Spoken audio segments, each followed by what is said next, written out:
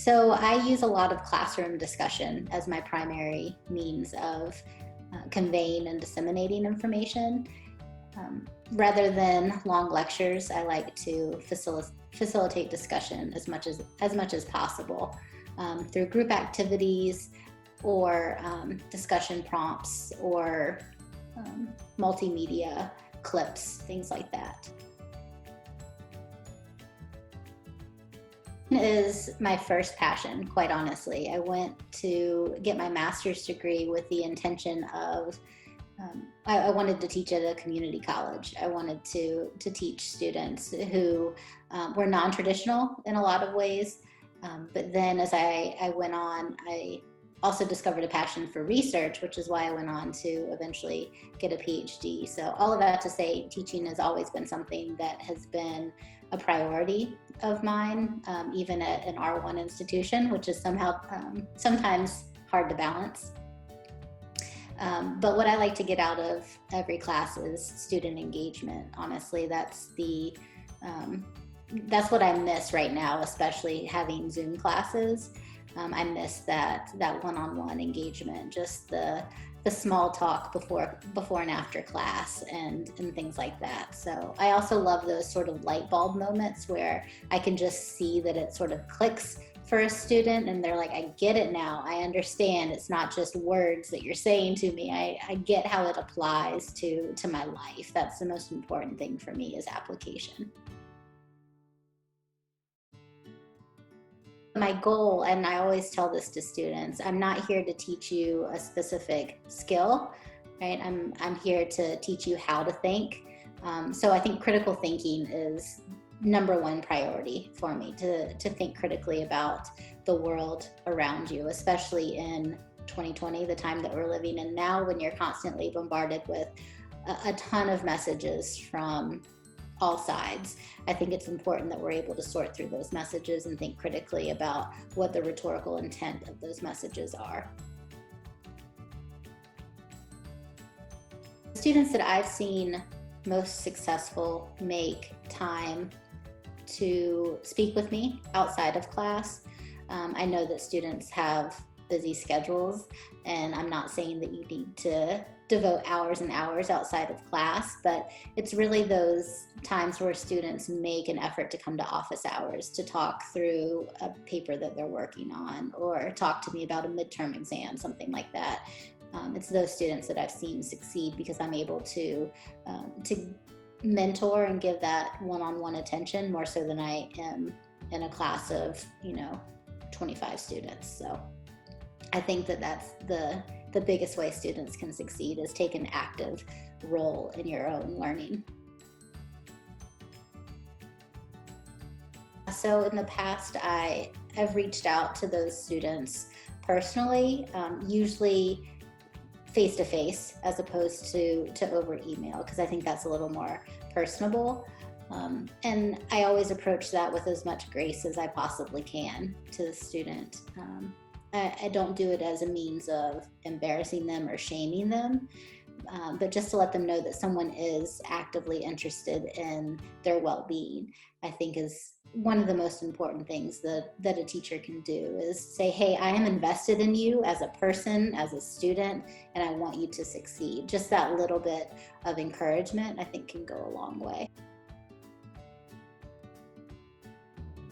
Online teaching, not that I love it, but it's gone better than I was expecting, and there's some features of online learning that I actually appreciate. I think that, for one thing, just a small, simple thing, I think that Zoom helps everybody in the class, including me, learn names a lot faster. I know that sounds silly, but I can sort of develop that close relationship with students by calling on them by their name, the first week, whereas usually it takes me a couple weeks to learn names because I'm terrible with names.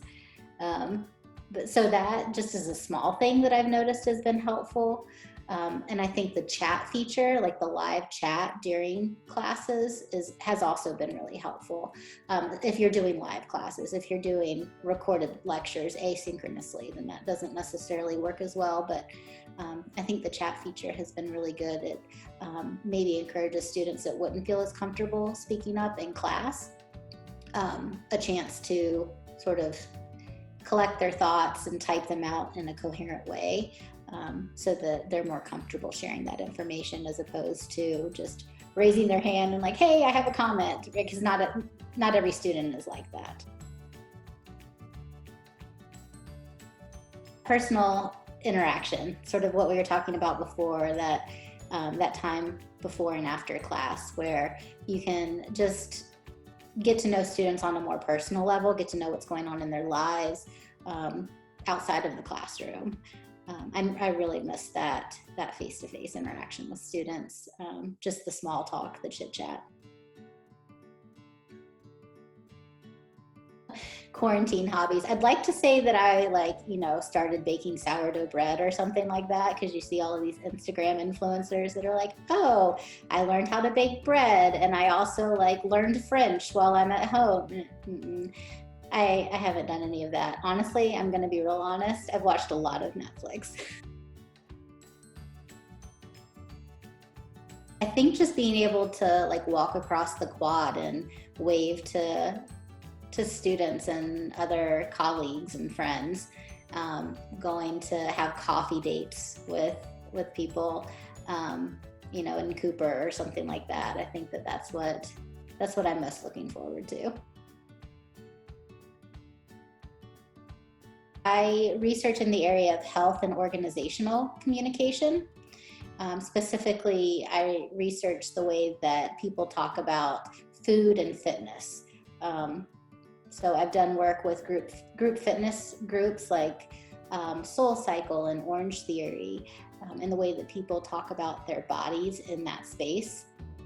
And relatedly, I also talk about the way that people view their body's relationship to food as well. So that's my research area. Clemson is the institution that I've worked at that has the most highly identified student body. And by that, I mean that students are very, very attached to Clemson. There's a strong sense of community. There's a strong identity around being a member of Clemson. And I really appreciate that.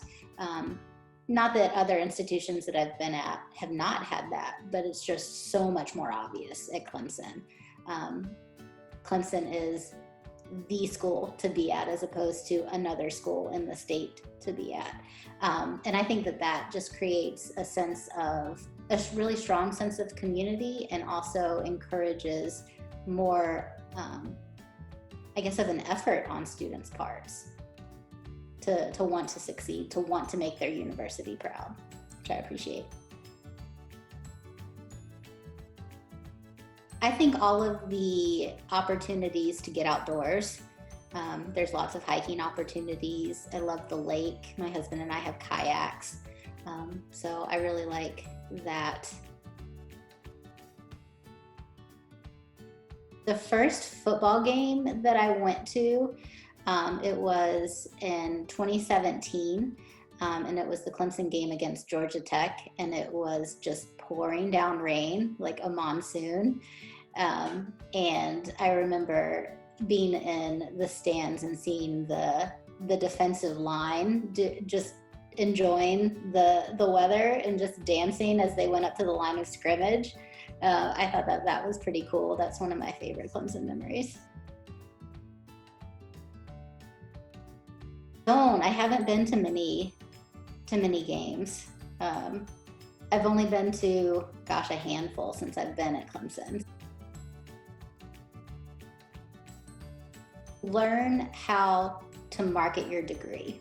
And by that, I mean communication can literally be related to any skill set that an employer is looking for. So I think that learning how to market yourself in a way that is persuasive and convincing is super important.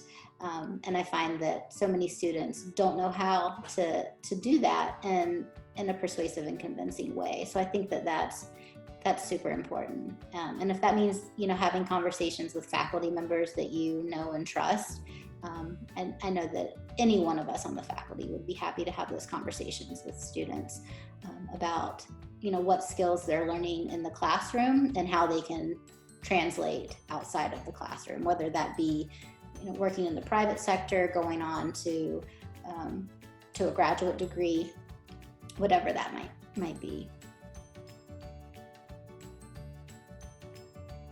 More than anything, I hope that students know that the faculty in the communication department is here. We're willing to listen. We're willing to to put in the extra effort, whatever that might be, in order to help you succeed.